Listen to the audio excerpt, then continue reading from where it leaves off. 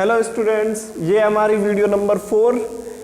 इस video number 4 में हम अपने प्रीवियस चैप्टर कंपैरेटिव स्टेटमेंट को दोबारा से कंटिन्यू करेंगे।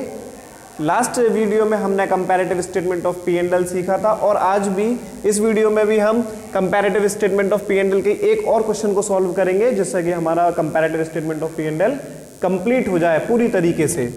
तो टीएस ग्रेवाल का एडिशन 2020 में क्वेश्चन नंबर 14 लिया गया है। ये आप क्वेश्चन नंबर 14 पे जाइएगा, उसी का सॉल्यूशन है ये, उसे डिस्कस करते हैं एक बार। कल से जो हमने कल सीखा था या लास्ट वीडियो में देखा था comparative statement of P and L कैसे बनता है, फिर से हम वही चीज़ को दोबारा से एक बार ट्राई करेंगे। इसमें वही column particulars, note number, years, previous year, current year, absolute change दे रखा है इन रुपीज और इन परसेंटेज। जो आपको डेटा दिया हुआ है क्वेश्चन नंबर 14 में, उसमें आप क्या करेंगे, उससे पहले statement of P and L को क्रिएट कर लेंगे। Statement of P and L create करने के लिए आपको पॉइंट्स पता होने चाहिए। सबसे पहले statement of P and L में रेवेन्यू फ्रॉम ऑपरेशन से स्टार्टिंग होती है, तो नंबर फर्स्ट पर लिखेंगे रेवेन्यू फ्रॉम ऑपरेशन, जो कि क्वेश्चन में गिवन है प्रीवियस ईयर। इट मींस 2016-17 में 10 लाख रुपीज गिवन है और 2017-18 में 15 लाख रुपीज गिवन है। क्लियर?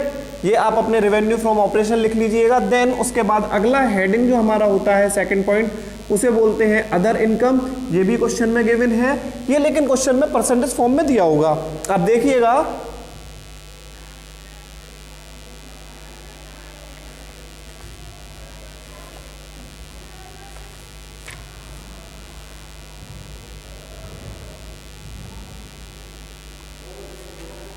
ये जो अदर इनकम है वो प्रीवियस ईयर में 50% दिया हुआ है रेवेन्यू फ्रॉम ऑपरेशन का।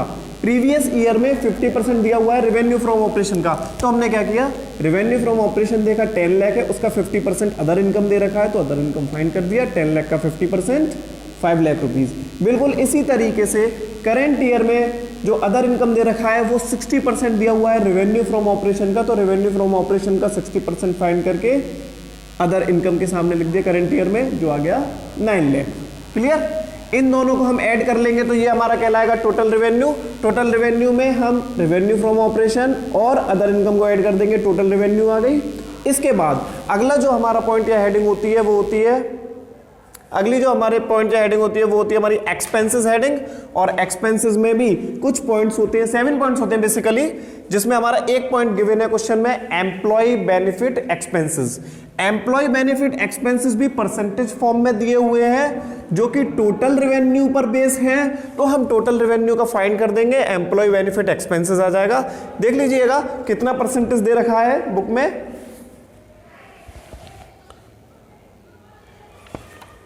एम्प्लॉय बेनिफिट एक्सपेंसेस 30% दिया हुआ है, प्रीवियस ईयर में 30% दिया हुआ है किसका, टोटल रेवेन्यू का। तो टोटल रेवेन्यू 15 लाख, जिसका हमने 30% फाइंड किया, तो ये आ गया हमारा एम्प्लॉय बेनिफिट एक्सपेंसेस 4,50,000। बिल्कुल इसी तरीके से एम्प्लॉय बेनिफिट एक्सपेंसेस 40% गिवन है करंट ईयर में किसका, टोटल रेवेन्यू का। टोटल रेवेन्यू हमने 40% फाइंड किया और ये आ गया हमारा employ benefit expenses. Employ benefit expenses, सभी एक्सपेंसेस को हम टोटल कर देंगे। हमारा अगला पॉइंट जो हेडिंग होती है वो आ जाएगी टोटल एक्सपेंसेस।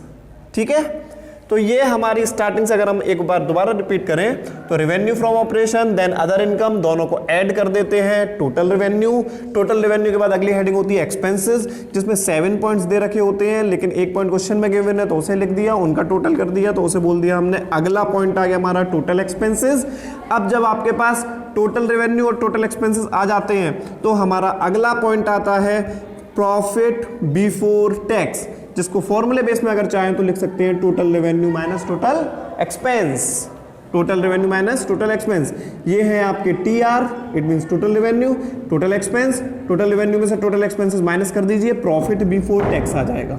देखिए 15 लाख लेस 4,50,000, तो ये आ जाएगा प्रॉफिट बिफोर टैक्स 10,50,000। बिल्कुल इसी तरीके से 24 लाख माइनस 9,60,000, तो ये आ जाएगा प्रॉफिट बिफोर टैक्स 14,40,000। क्लियर? इसके बाद जब प्रॉफिट बिफोर टैक्स आ जाता है तो हम क्या करते हैं, माइनस करते हैं। अगला जो पॉइंट होता है हमारा 7 पॉइंट, उसमें हम माइनस करते हैं tax at the rate of, question में गिवन है दोनों ईयर में एक ही टैक्स रेट दे रखा है 40%, 40%, तो टैक्स 40% माइनस कर देंगे। इसका 40% फाइंड करते हैं, प्रॉफिट बिफोर टैक्स का 40% फाइंड किया, ये आ गया हमारा 4,20,000 और 14,40,000 का 40% फाइंड किया, ये आ गया हमारा 5,76,000। ये हमारा टैक्स आ चुका है। अब प्रॉफिट बिफोर टैक्स में से टैक्स को माइनस करते हैं तो आ जाएगा प्रॉफिट आफ्टर टैक्स। यही हमारा आंसर होता है, profit after tax. Last point होता है 8 नंबर का। तो प्रीवियस ईयर के प्रॉफिट बिफोर टैक्स में से माइनस कर दिया tax, profit after tax. Previous year के प्रॉफिट बिफोर टैक्स में से माइनस कर दिया टैक्स, ये आ गया प्रॉफिट आफ्टर टैक्स। ये तो बन गया आपका statement of P and L. अब हमें प्रिपेयर करना था comparative statement of P and L, तो इसके बाद हमारे जो अगले 2 स्टेप हैं वो इन्हें फिल करने हैं, जिसमें एक कॉलम है हमारा एब्सोल्यूट चेंज इन रुपीस का और दूसरा कॉलम है हमारा एब्सोल्यूट चेंज इन परसेंटेज का। इन्हें सॉल्व करने के लिए कल तक हमने एक फॉर्मूला सीखा था, आज विदाउट फॉर्मूला करके देखते हैं एक बार। कुछ खास नहीं है, देखिएगा।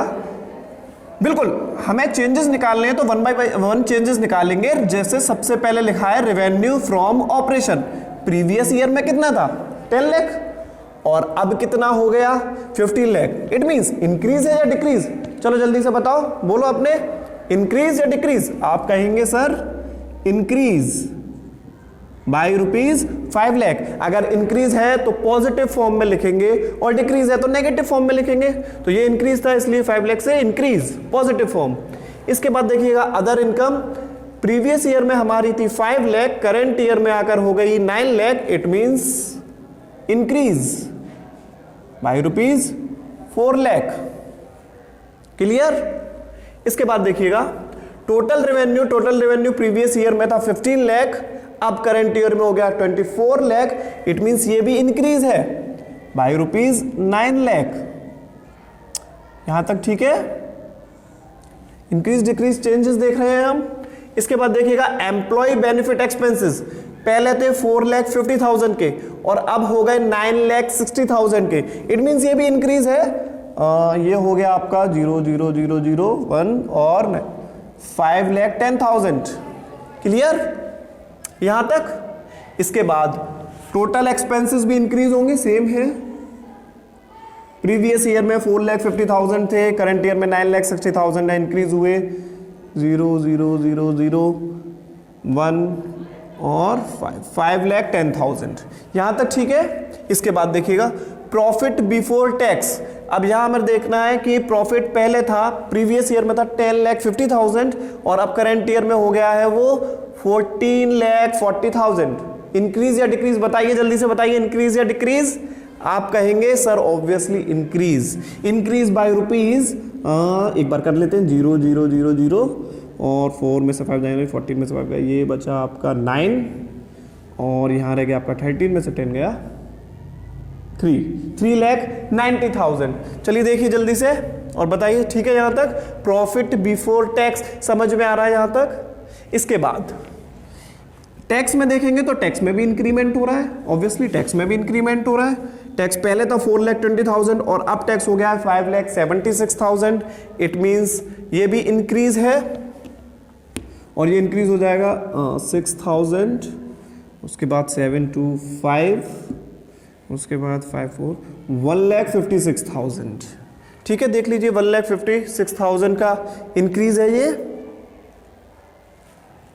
इसके बाद अब हमारा लास्ट प्रॉफिट आफ्टर टैक्स है और प्रॉफिट आफ्टर टैक्स में देखेंगे कितने का इंक्रीमेंट हुआ।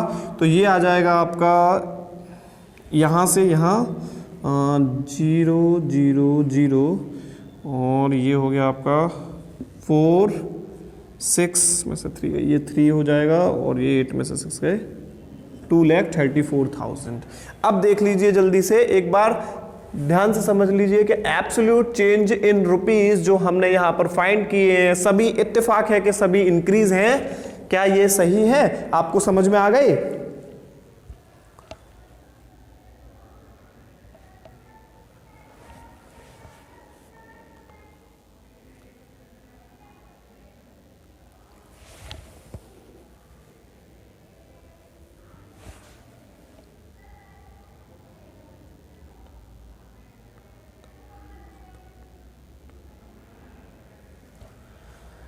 अगर अब आपको ये एब्सोल्यूट चेंज इन रुपीस समझ में आ चुका है तो अब हम अपना लास्ट और नेक्स्ट स्टेप, जो कि हमारा लास्ट स्टेप है, उसे फुल करते हैं।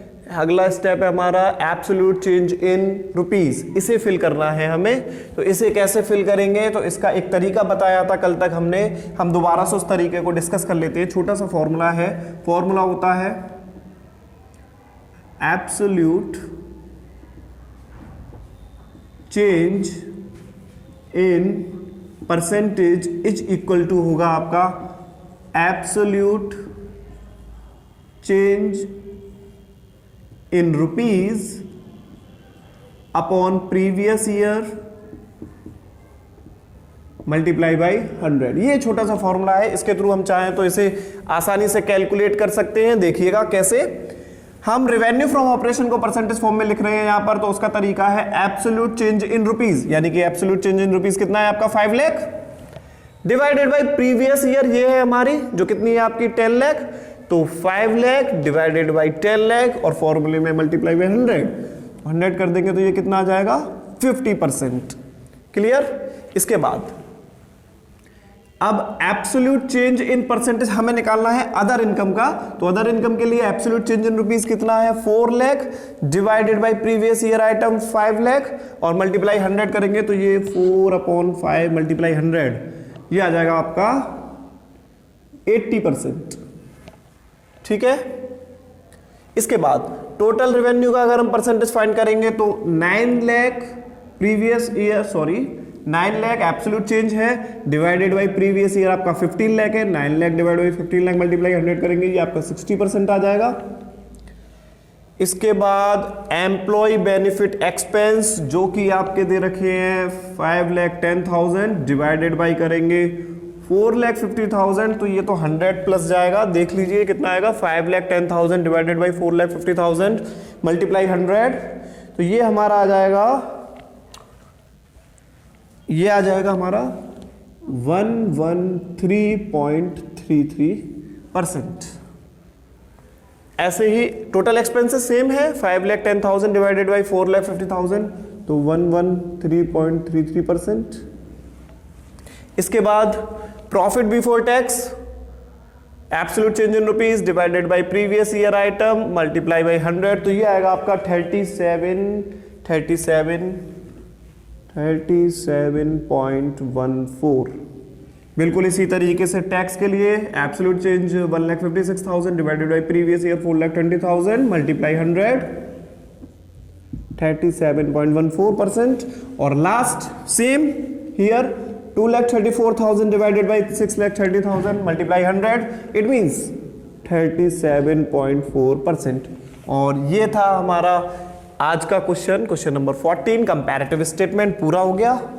और अब लग रहा है हमें कि हमारा कंपैरेटिव स्टेटमेंट ऑफ P&L का टॉपिक हमसे कहीं बचकर नहीं जाने वाला, एग्जाम में आएगा तो हम लोग उसका धुआं निकाल देंगे, है ना। बस इतना ही है। तो जो आपने कल क्वेश्चंस किए थे उनके साथ साथ 1-2 क्वेश्चन और कर लेना कंपैरेटिव स्टेटमेंट के इसी बेस पर, परसेंटेज बेस पर। मैं आपको बुक में से बता देता हूं। बुक एडिशन नंबर 2020 है, न्यू बुक, उसमें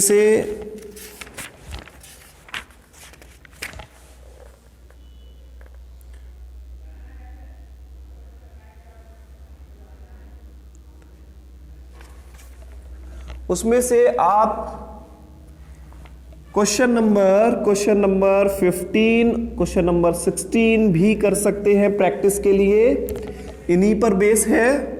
और बस एक बात याद रखिएगा कि रेवेन्यू फ्रॉम ऑपरेशन को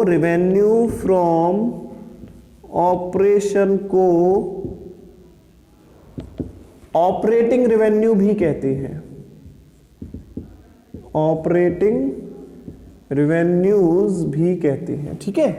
तो जब कभी कोई परसेंटेज ऑपरेटिंग रेवेन्यूज के ऊपर फाइंड करनी हो या कैलकुलेट करनी हो तो उसे रेवेन्यू फ्रॉम ऑपरेशन पर ही कैलकुलेट कीजिएगा, क्योंकि दोनों का मीनिंग सेम है। इसलिए क्वेश्चन नंबर 15, 16 और क्वेश्चन नंबर 14 ये हो गया। इसके बेस पर हमारा कंपैरेटिव स्टेटमेंट ऑफ P&L का टॉपिक खत्म। अब हम अपनी नेक्स्ट वीडियो में लास्ट टॉपिक स्टार्ट करेंगे इसका, जो है हमारा कॉमन साइज स्टेटमेंट। तब तक के लिए बाय बाय।